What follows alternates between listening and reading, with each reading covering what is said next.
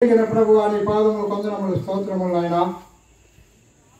ఈ రాత్రికాల సమయంలో సోదరి మరి ప్రభావతి వారి గృహములో ఈ రీతిగా నీ బిడ్డలమైన మమ్మల్ని అందరినీ ఈ సన్నిధిలో సమకూర్చినందులకు నీ కొందనాలు స్తోత్రాలు చెల్లించుకుంటున్నాం.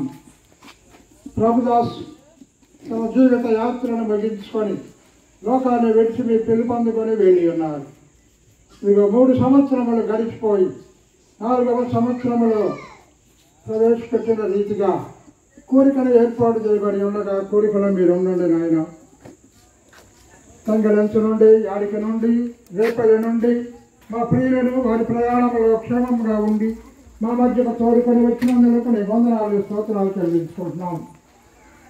ఈ సమయంలో రావలసినటువంటి మా ప్రియులను మీరు ఆకర్షించి ప్రేరేపించి తోడుకొని రమ్మని మరీ ప్రార్థిస్తూ ఉన్నాం. మాటల ద్వారా మీ మాటల ద్వారా మీరు మాతో ఉండి మీ మాటలు మాకు ఎంతో ఆదరణకరంగాను దీవెనకరంగా దిద్దుబాటుగా ఉండినట్లు మీ కృపసోపండి.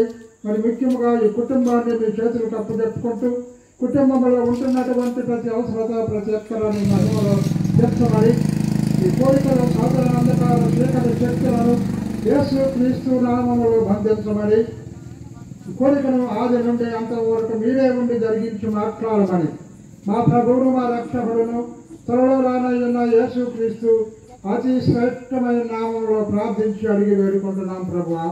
ఆమేన్.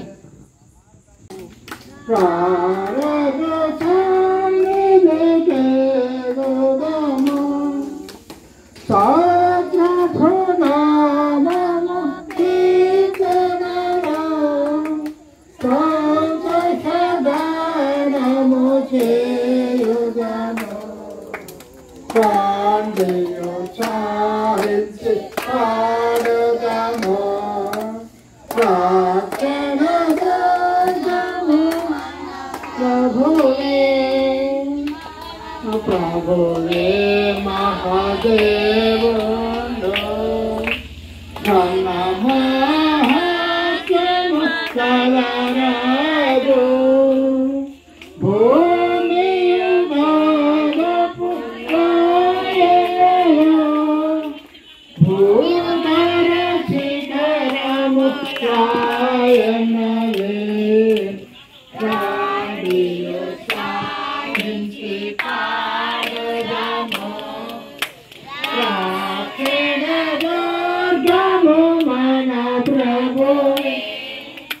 సముద్రము సృష్టించిన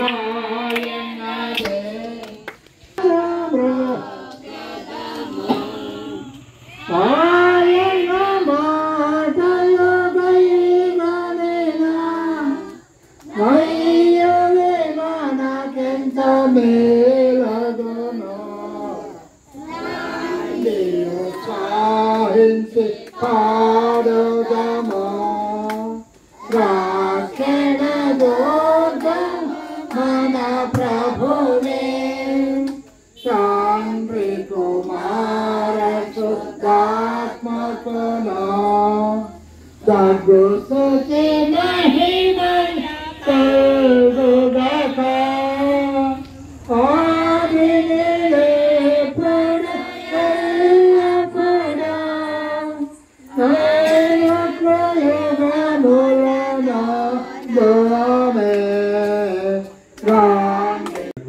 జోసఫ్ గారు ఉన్నారు. కొద్ది సమయం ఆయన దేవుని యొక్క వాక్యాన్ని అందిస్తారు. దయచేసి శ్రద్ధగా దేవుని మాటలు వినాలని మనవి.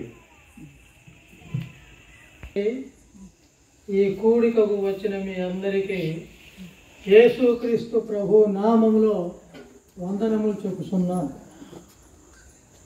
ఈ రాత్రి కాలంలో మనం దేవుని వాక్యమును ధ్యానం చేసుకోవడం మనకు చాలా ఆశీర్వాదకరం. యోహాను సువార్త 11వ అధ్యాయము 25వ వచనం 92వ పేజీలో ఉంటుంది. అంతటా యేసు పునరుద్ధానమును పునరుత్థానమును జీవమును నేనే. దేవమును నేనే. నా యందు విశ్వాసముంచువాడు చనిపోయినను బ్రతుకును. బ్రతికి నా యందు విశ్వాసముంచువాడు ప్రతివాడును ఎన్నటికి చనిపోడు. ఈ మాట ఈ మాట నమ్ముచున్నావా నమ్ముతున్నావా అని ఆమెను అడిగాడు. ప్రార్థన చేసుకుందాం. ప్రేమ గల తండ్రి, పరిశుద్ధుడు ఒక దేవ, ఈ రాత్రి మీ నామములో ఈ కూడికను ఏర్పాటు చేసినందులకై వందనము. మా యొక్క ప్రియులు గాలి ప్రభుదాసు గారు 3 సంవత్సరముల క్రితము మీ దగ్గరికి వచ్చాడు. మీ పిలుపును అందుకున్నాడు దేవా. కనుక వారి యొక్క జ్ఞాపకార్థ కూడికగా ఈ కూడికను నాయన మీరు ఇచ్చినందులకై స్తోత్రములు. ఈ కూడికలో మాకు కావలసినటువంటి మాటలను మాకు దయచేయండి, వినికిడిని దయచేయండి. హృదయములను తాకుటకు పరిశుద్ధాత్మదేవ మీరే మమ్మలను నడిపించండి. ప్రతి వారి మా హృదయములను నాయన మీ మాటలను గుచ్చండి నాయన. ఆది నుండి అంతము వరకు మీ మాటలు మాకు వినిపించి మా జీవితంలోకి కావలసినటువంటి ఏర్పాటును దయచేయండి. ఈ మాటలను మమ్మల్ని మీ చేతికి అప్పగించుకోండి నాయన. మీరే మాకు బోధించి వివరించమని యేసు ప్రభు నామములో స్తుతించి ప్రార్థించి అడిగి వేడుకొనుచున్నాము తండ్రి. ఆమేన్. ప్రియులారా, మనం చదువుకున్న ఈ వాక్య భాగంలో 2 భాగాలు ఉన్నాయి. 2 భాగాలు జోలికి మనం వెళ్ళొద్దు. కానీ మొట్టమొదటి మాట ఏంటంటే, యేసు ప్రభు చెప్పిన మాట ఏంటంటే, పునరుత్థానము జీవమును నేనే. ఇవి రెండు భాగాలు. ఒకటి పునరుత్థానం, రెండవది జీవం. పునరుత్థానము అంటే తిరిగి లేచుట, చనిపోయిన మనిషి తిరిగి లేచుట పునరుత్థానం. జీవం, మనందరికీ దేవుడు ఇప్పుడు జీవాన్ని ఇచ్చాడు. మనందరికీ దేవుడు ఆత్మనిచ్చాడు, జీవాన్ని ఇచ్చాడు. కనుక మనము బ్రతుకుతున్నాము, మాట్లాడుతున్నాము, ఆలోచన చేస్తున్నాము. అనేక విధాలుగా మనం పనులన్నీ చేసుకుంటా ఉన్నాం. ఇది ఒక జీవం. పునరుత్థానం అయిన తర్వాత ఆ జీవము వేరు. ఈ జీవములో మనకు కుటుంబం ఉంటుంది, భార్య ఉంటుంది, భర్త ఉంటాడు, పిల్లలు ఉంటారు, మనో సంతానం ఉంటుంది, అందరూ ఉంటారు. అందరితో మనం కలిసి ఉంటాం. ఇది భూలోకపు జీవం. రెండవ జీవము అది పర సంబంధమైనది. పరలోకము ఎవరు వెళతారు అని అంటే ఎవరు చెప్పలేరు. ఎవరు చెప్పగలుగుతారు అంటే యేసుక్రీస్తు ప్రభువునందు విశ్వాసముంచి యేసు ప్రభువును అంగీకరించి విశ్వాసముంచి ఆయన చెప్పినట్లుగా ఈ లోకంలో నడుచుకున్న వారు మాత్రమే నేను వెళ్ళగలను అని చెప్పగలరు. లేకపోతే ఎవరైనా కానీ 60-70 సంవత్సరాల ప్రాయంలో ఉన్నవారు కూడా పరలోకం వెళతావా అని అడిగితే నేను ఎట్లా చెప్పగలను, నాకు ఇప్పుడు ఎలా తెలుస్తుంది, అక్కడికి వెళ్ళిన దాకా తెలియదు అని చాలామంది మా ప్రాంతంలో నేను అడిగినప్పుడు చెప్తా ఉంటాను. వాళ్ళకి నిలకడ లేదు. వారికి ధైర్యం లేదు, వారికి తెలియడం లేదు. మనుషుల్లో విశ్వాసుల్లో 3 రకాలు ఉంటారు. ఒకటి యేసు ప్రభువుని అసలు నమ్ముకోకుండా మేము యేసు ప్రభు పిల్లలము, యేసు ప్రభు మాకు తెలుసు అనుకునేవారు. రెండవ వారు యేసు ప్రభువుని నమ్ముకొని దారి తొలగిన వారు. మూడవ రకంలో ఉన్నవారు ఎవరంటే యేసు ప్రభువునందు విశ్వాసం ఉంచి ఆయనను అంగీకరించి ఆయన చెప్పినట్లుగా నడుచుకుని ఆయన త్రోవలో ఉండేవారు మూడవ. ఈ రీతిగా 3 విధాలుగా ఉంటారు మనుషులు.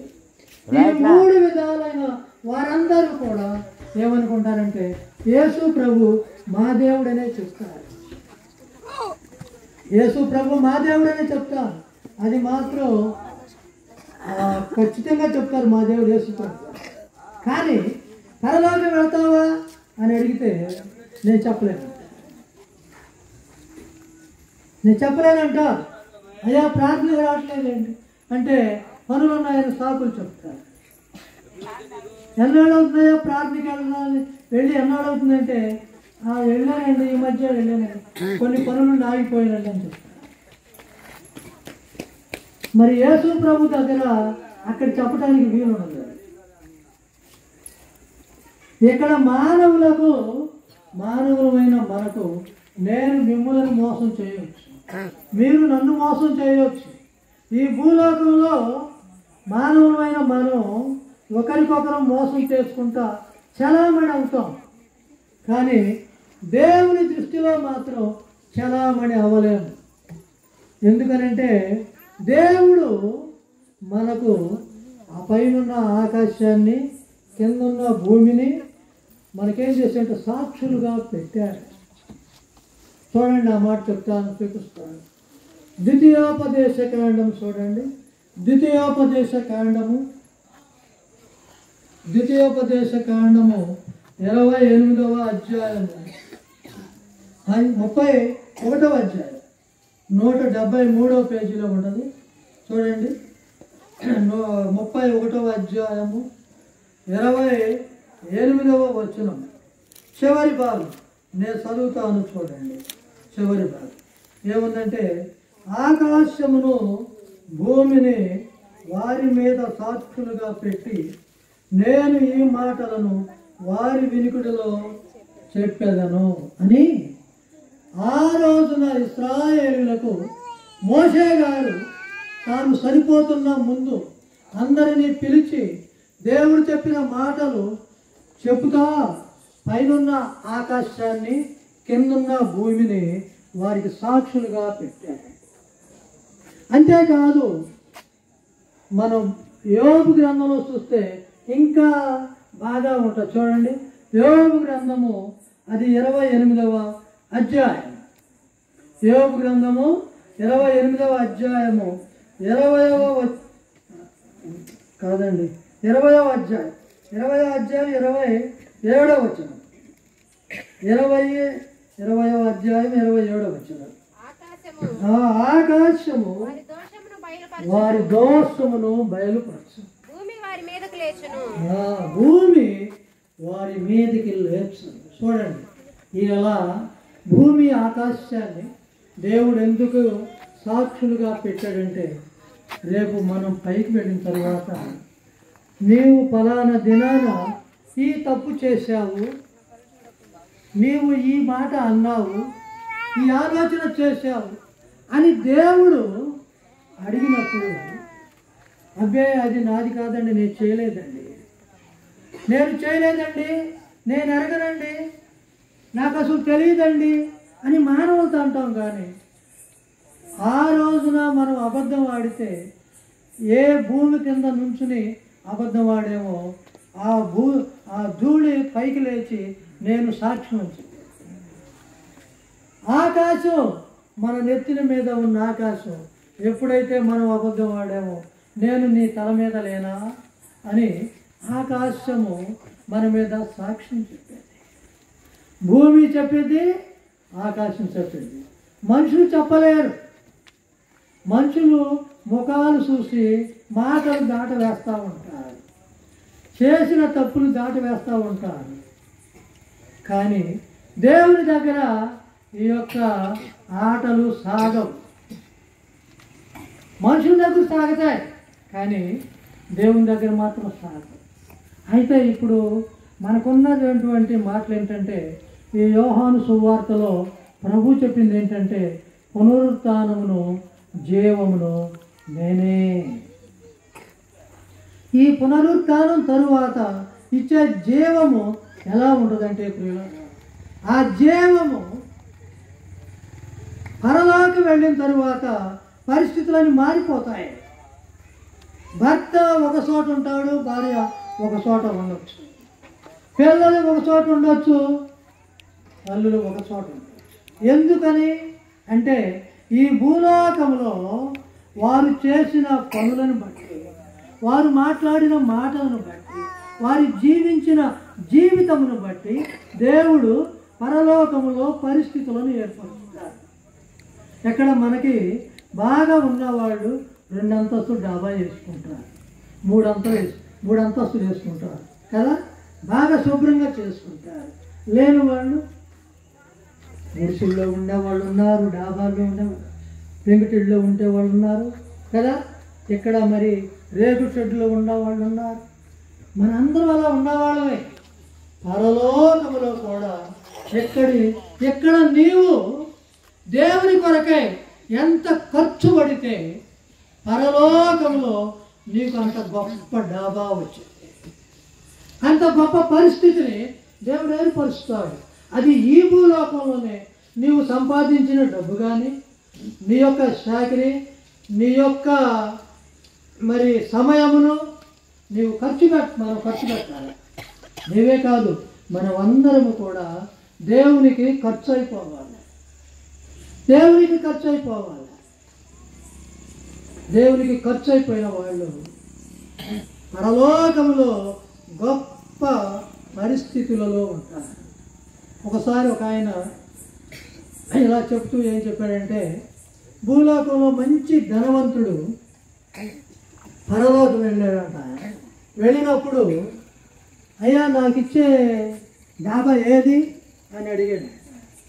అడిగితే ఒక దేవదూతను పంపాడంట దేవుడు. ఆ దేవదూత ఈయన తీసుకువెళ్తా ఉన్నాడంట. వెళ్తా ఉన్నాడంట. పెద్ద పెద్ద డాబాలన్నీ కూడా వెళ్తున్నాయంట. అక్కడ ఆ దేవదూత నాపి, అయ్యా నువ్వేమన్నా పొరపాటు పడుతున్నావేమో, నేను భూలోకంలో బాగా ఉన్నవాడిని, నాకు నా పరిస్థితికి నాకు రావాల్సిన డాబా ఇలాంటి డాబా రావాలి, నువ్వు నన్ను పెంకుటిళ్లలో తీసుకొచ్చేవేంటి అన్నాడు. ఆయన అన్నాడంట, కాదు ఇంకా ముందుకు చూస్తావు కానీ అన్నాడు. అని ఇంకా ముందుకెళ్ళాడంట. ఇంకా ముందుకెళ్తే అన్ని పూరి గుడిసెలు వచ్చినాయంట. ఇంకా తక్కువ స్థలాలు వచ్చినట్టు అక్కడ తీసుకెళ్ళాడంట. అక్కడ తీసుకెళ్తే అప్పుడు ఈయన ఇక్కడ బాగా బ్రతికిన ఆయనకి అక్కడికి వెళ్ళేసరికి అర్థం కావడం లేదంట. కాదండి, ఒకసారి వెళ్ళి దేవుణ్ణి అడిగాడండి, నాకే స్థలం వచ్చిందో, నువ్వు పొరపడుతున్నావు, నువ్వు కాదు కదా దేవుడు కదా ఇచ్చేది, నువ్వు దోతవు కదా చూపించేది అని చెప్పంటే ఆయన అంట, నన్ను దేవుడు చూపించమని చూపిస్తున్నాను. ఆయన ఇదిగో నీ స్థలం ఇదే, నేను ఒక చిన్న గుడి చూపించాను, చిన్న గుడి చూపించాను. అప్పుడు ఆయన చాలా ఆశ్చర్యపోయాడు. నేను భూలోకంలో చాలా బాగా బ్రతికిన వాడిని, అనేక మందికి నా చెయ్యి సాపాను, కొంతమందికి సాపలేదు కానీ అని తలగొక్కుంటాడంట. అక్కడ నా మనసు కఠినం చేసుకున్నాను కానీ అని అక్కడ వాపోతా ఉన్నాడట. అప్పుడు ఆయనకి ఇచ్చినటువంటి ఆ పరిస్థితులను బట్టి చాలా బాధపడ్డాడు. తన దగ్గర పనిచేసిన ఆయన పెద్ద డాబా వచ్చిందంట. ఆయనను చూసి ఇక్కడ ఉన్న ఈ భూస్వామి చాలా ఆశ్చర్యపోతాడు. అలాగే ప్రియులారా, పరిస్థితులన్నీ కూడా మారిపోతూ ఉంటాయి. పరలోకి వెళ్ళిన తర్వాత ఎవరికి ఏ పరిస్థితి వచ్చిందో ఎవరు చెప్పలేరు. ఈ భూలోకంలో కూడా బాగా ఉన్నవాళ్ళు కూడా లేని వాళ్ళు అవుతారు, లేని వాళ్ళు ఉన్నవాళ్ళు అవుతారు. అది వాస్తవమే. కానీ పరలోకంలో అట్లా ఉండదు. పరలోకంలో మనం పునరుత్థానం అయిన తర్వాత జీవము అది ఎలా ఉంటుందంటే ఆ జీవమునకు మహిమ కలుగుతూ ఉన్నది. చూడండి, ఫిలిప్పీయులకు రాసిన పత్రికలో ఒక మాట ఉన్నది. అదే మాట అంటే ఫిలిప్పీయులకు రాసిన పత్రిక 4వ అధ్యాయము 20వ వచనం, 3వ అధ్యాయం 20వ వచనం, 3:20 ఏముందంటే మన పౌరస్థితి పరలోకమందున్నది. అక్కడ నుండి ప్రభువైన యేసుక్రీస్తు అనురక్షకుని నిమిత్తము కనిపెట్టుకొని ఉన్నాము. సమస్తమును తనకు లోబరుచుకొన జాలిన శక్తిని బట్టి ఆయన మన దేన శరీరమును తన మహిమ గల శరీరమునకు సమరూపము గల దానిగా చూస్తారా. ఆయన ఏం చేస్తాడంటే ఇప్పుడు ఈ యొక్క భూలోకంలో మన పౌరస్థితి పరలోకమందున్నదని మనం నమ్మి ఆయన కొరకు ఎదురు చూస్తూ ఉన్నాం. అది ధన్యత, అది మనకు దేవుడిచ్చిన ధన్యత. అయితే 2వ భాగంలో ఇక్కడ ఏం చెప్తున్నాడంటే పరిశుద్ధాత్మ దేవుడు సమస్తమును తనకు లోబరుచుకొన జాలిన శక్తిని బట్టి ఆయన మన దేన శరీరమును తన మహిమ గల శరీరమునకు సమరూపముగా మారుస్తాడు. అక్కడ ఉండే శరీరము మహిమ గలది, మట్టి శరీరము కాదు. మట్టి శరీరం కాదు. ఈ మట్టి శరీరములో మనకన్నీ కూడా ఈ భూలోకంలో అన్నీ కావాలనుకుంటూ ఉంటాం. మహిమ శరీరములో ఏది కూడా అవసరం లేదు. ఏమీ అవసరము లేనటువంటి శరీరము అది మహిమ గల శరీరము. మహిమతో అక్కడ ఉండబోతున్నాం. అది మహిమ లోకము, మహిమ గల పట్టణము, మహిమ గల శరీరములు. అవి ధరించుకున్న పరిశుద్ధులు, పవిత్రులు, దేవుని చేత యేసు ప్రభు యొక్క పవిత్రమైన రక్తము ద్వారా కడగబడిన పరిశుద్ధులు మాత్రమే అక్కడ ఉంటారు. అందులో ప్రవేశం వారికే. ఆ పరిశుద్ధులు ఆ మహిమతో నిండినప్పుడు ఆ మహిమ గల పట్టణం, ఆ లోపల ఉన్న మనుషులు దగదగా మెరిసిపోతారు. ఎక్కడ మనమంతా కూడా కొంతమంది నల్లగా, కొంతమంది ఎర్రగా, కొంతమంది సాయిగా ఉన్నారా లేదా? అక్కడ ఎలా ఉంటారంటే అందరూ కూడా దగదగా మెరుస్తారు. అంతేకాదు అక్కడ గొప్ప సంగతి ఏంటంటే ఈ భూలోకంలో ఉన్న వాళ్ళందరూ జీవించి పరలోకం వెళ్ళిన వారందరూ కూడా అందరూ తెలిసిపోతారు. ఆ పరలోకం వెళ్ళగానే ఆదాము ఎవరో, మోషే ఎవరో, యెహోషువ ఎవరో, యాకోబు ఎవరో తెలిసిపోతారు మనకి. అంత దేవుడు అంతటి గొప్ప ప్రభావం వర్ణిస్తాడు. అది మహిమగల లోకము, మహిమ శరీరం, మహిమతో ఉంటాం. ఆకలి దప్పులు లేని అక్కడ సూర్యుడు ఉన్నాడు, చంద్రుడు ఉన్నాడు. అవి మనకు అవసరం లేదు వస్తుంది. ఇంకొక సంగతి ఏంటంటే పరలోకం వెళ్ళిన తర్వాత మన వాళ్ళందరికి కనబడినా కానీ పక్కమ్మటే ఉన్న వాళ్ళని చూడటానికి కూడా మనం ఇష్టపడం. ఎక్కడైతే ప్రార్థనకు వచ్చి కొద్ది గడు జరుగు ఇడు జరిగి అంటారు, అక్కడ అంటానికి లేదు. పరలోకంలో ఆ మహిమగల రాజ్యంలో ఆ ప్రభు మన మధ్యలో ఉన్నప్పుడు ఆ ప్రభు యొక్క ముఖాన్ని చూడటానికే మనం ఇష్టపడతాం. కానీ మన భర్త ప్రక్కనే ఉన్నా, మన పిల్లలు ప్రక్కనే ఉన్నా, అమ్మ ఎక్కడికి వచ్చావు,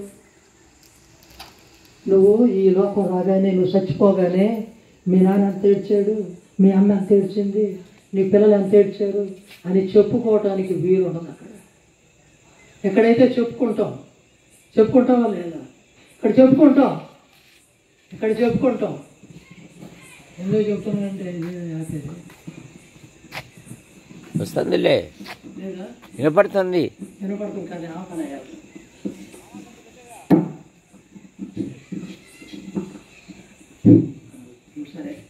సరే వదిలేండి ఆ మాటలు. సరే చూడండి, పరలోకి వెళ్ళిన తర్వాత పరిస్థితులన్నీ కూడా మారిపోతాయి.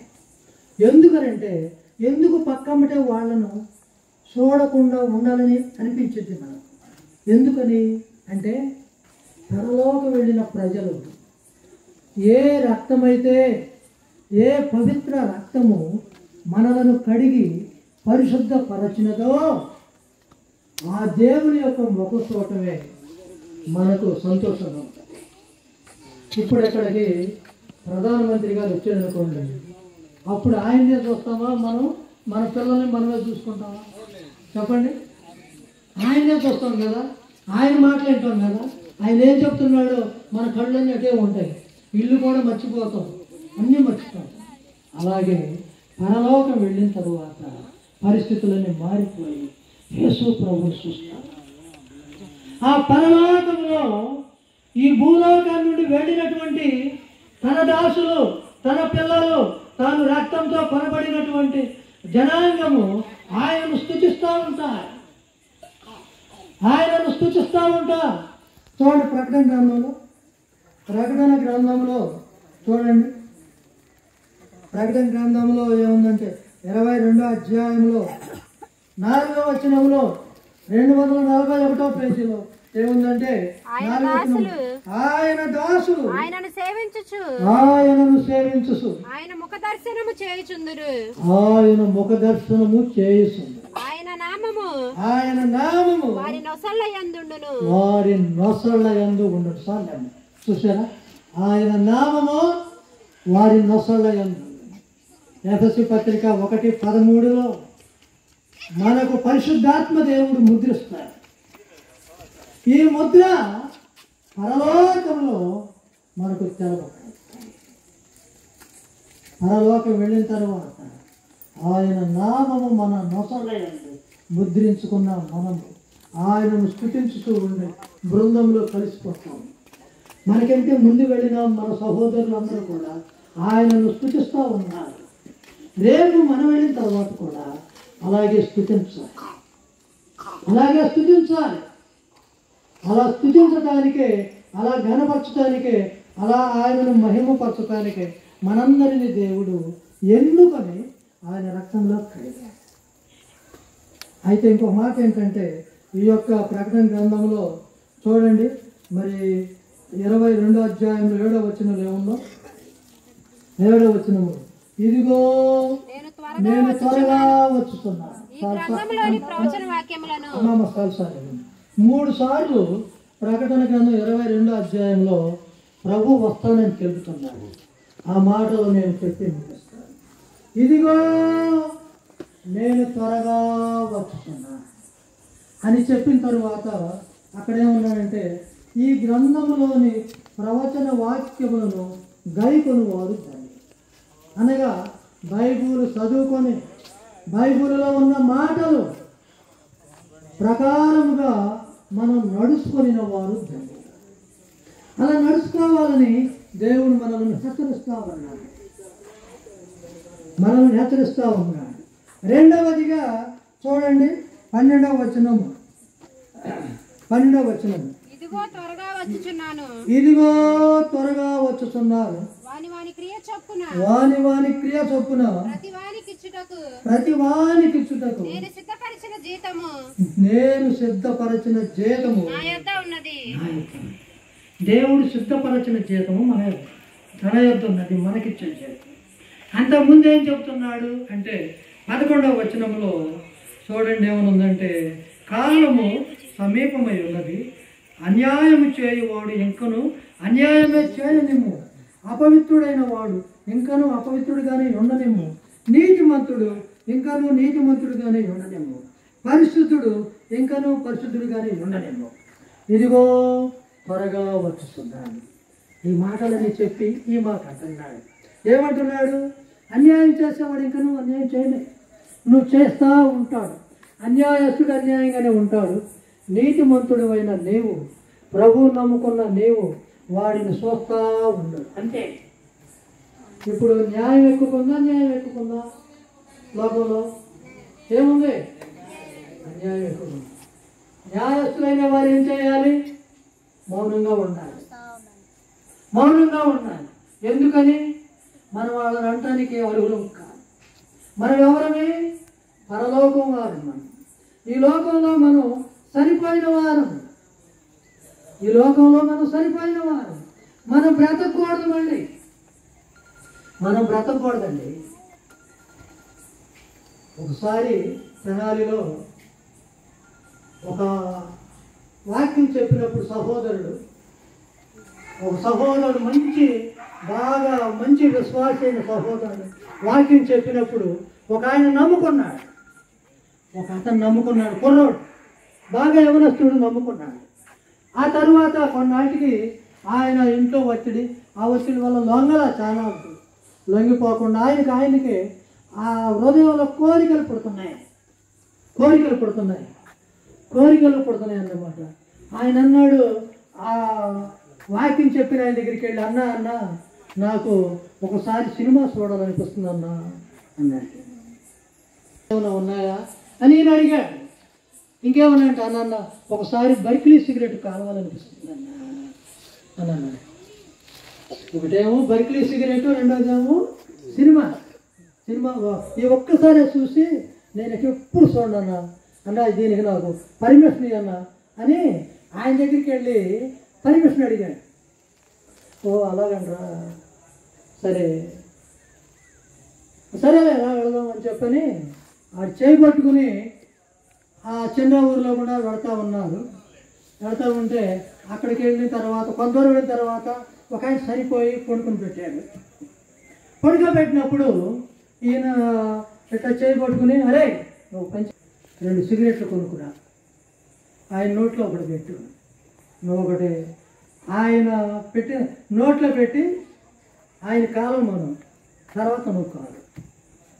అప్పుడు మీ ఇద్దరు కలిసి నేను డబ్బులు ఇస్తా సినిమాకి, మన ముగ్గురు వెళదామని అన్నాడు. అప్పుడు ఈయన ఉన్నాడంటే, అన్నా నువ్వు భలే పిచ్చోడు అన్న, చనిపోయిన ఎట్లా కాలుతాడన్నా అన్నాడు. చనిపోయిన ఎట్లా చూస్తాడన్నా సినిమా అన్నాడు. అప్పుడు ఆయన ఏమన్నాడంటే, నువ్వు నేను ఈ లోకానికి చనిపోయిన వారము, పరలోకానికి బ్రతికిన వారము.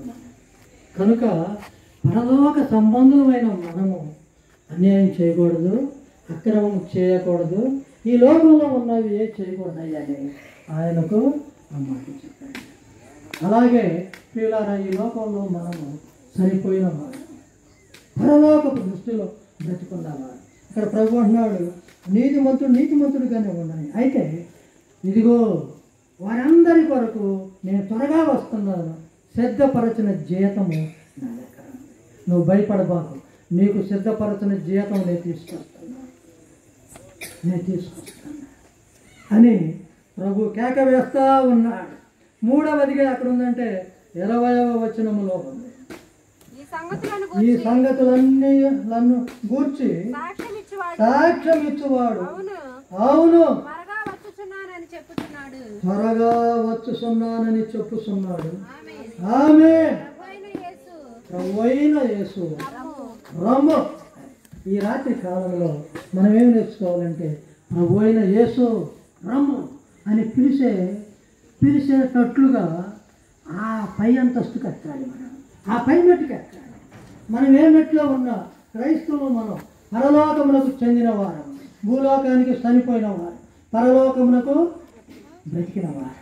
ఈ బ్రతికిన మనము ఏం చేయాలంటే, ప్రభువా త్వరగా రా, నువ్వు త్వరగా రా అని పిలిచే స్థితిలోనికి మనం ఎదగాలి. ఎందుకంటే మనకు ఎన్నో సమస్యలు ఉంటాయి, మనందరికీ సమస్యలు ఉంటాయి. మీకుండే సమస్యలు మీకుంటాయి, నాకుండే సమస్యలు నాకుంటాయి. అయితే దేవునిలో ఎదిగేటప్పుడు, దేవునిని పిలిచేటట్లుగా మనమందరం ఎదగాలి. మనమందరం కూడా దేవుని మాటలను చదువుకొనుచు మనలో ఉన్న లోపాలను సరిచేసుకుంటానికే దేవుడు మనందరినీ బ్రతికించాడు. లేకపోతే కరోనాలో ఎంతోమంది చనిపోయారు. చాలామంది ఆస్తులు ఉన్నవాళ్ళు, లేని వాళ్ళు అందరూ చనిపోయారు. ఈ రాత్రి కాలంలో మనలను దేవుడు ఎందుకు ఉంచాడంటే మనలో ఉన్నటువంటి లోపాములను సరిచేసుకొని మన పొరపాట్లు మనం గ్రహించి దేవునికి మన యొక్క జీవితం అప్పగించి పరిశుద్ధంగా జీవించడానికి, ఆయనకు ఇష్టంగా ఉండటానికి దేవుడు మనలను అట్టిపెట్టాడు. కనుక మనం ఏ రకంగా ఉన్నామో మనం మరి రాత్రి కాలంలో పరిశీలన చేసుకుందాం. ఇక్కడ దేవుడు 3 విధాలుగా చెప్పాడు. నేను త్వరగా వచ్చుతున్నాను, ప్రవచన వాక్యాలను గ్రహించువాడు గ్రహించాలి, గ్రహించాలి. దానిని బట్టి మనం నడవాలి. నేను ఎలా నడుస్తున్నాను, ప్రభువుకి నేను ఎలా ఉపయోగపడుతున్నాను. ప్రభువు ఈ లోకంలోకి వచ్చి నాకు ఉపయోగపడ్డాడు, నా కొరకై రక్తం కార్చాడు, తన యవన జీవితాన్ని పెట్టాడు, నా కొరకై ఖర్చు పడ్డాడు. నేను ఏం ఖర్చు పెడుతున్నాను దేవునికి, నేనేం చేస్తున్నాను దేవునికి, నేను ఎలా ఉన్నాను దేవునికి, దేవుడు నాకు ఎలాంటి బహుమానం ఇస్తాడు అనేది ఒక ప్రశ్నతో మనం ఇక్కడ నుండి మనం ఇక్కడ వేసుకుంటే చాలా మంచిది. ఎందుకనగా ముందున్న జీవితంలో ఎప్పుడు ఎలా ఉంటుందో తెలియదు. ఇది ఆఖరి నెల ఈ సంవత్సరాలు. వచ్చే సంవత్సరంలో మనం ఎలా ఉంటామని ఎవరికైనా గ్యారెంటీ ఉందా? ఎవరికి లేదు.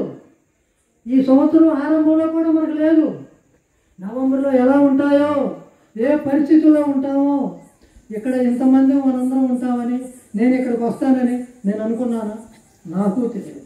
కానీ దేవుని యొక్క కృప, దేవుని యొక్క ప్రేమ మనలను ఇక్కడికి తీసుకొని వచ్చింది. ప్రియులారా, మీరందరూ కూడా మనమందరము దేవునిలో ఎదగాలని, దేవునితో నడవాలని, దేవుని యొక్క వాక్యాలను గైకొనాలని ప్రేమతో మిమ్మల్ని అందరినీ బతిమాలుసు ముగించుకున్నాను.